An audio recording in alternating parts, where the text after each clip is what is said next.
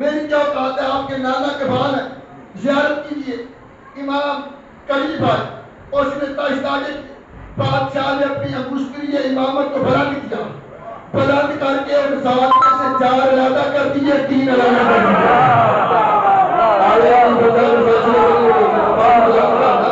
جس کا تھکا ہوا وہ بولے، جس کا مال صاحب ہے، جو رضا کا لنگر کھاتا ہے بولے آمین۔ 4 میں سے میرے بادشاہ نے دوسری شہادت سے 4 علیحدہ کر دیے، 3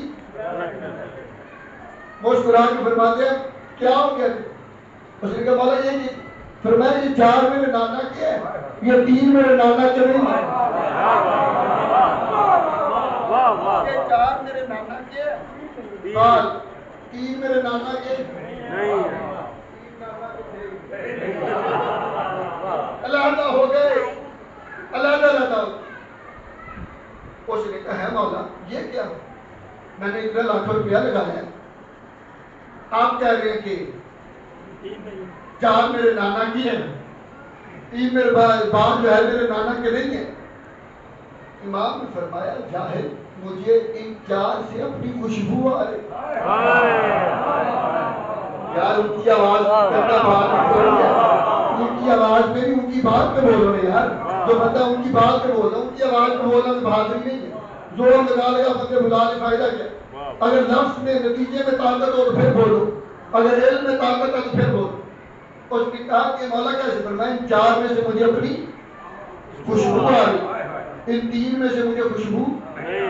اس نے کہا مولا آپ کو آ رہی ہے نا، دربار اتنا بھرا ہوا ہے، بندے آئے ہوئے اتنی دور سے، پورا شہر اکٹھا ہے، ملک اکٹھا ہے، آپ کو آ رہی کو کیسے پتہ چلے گا؟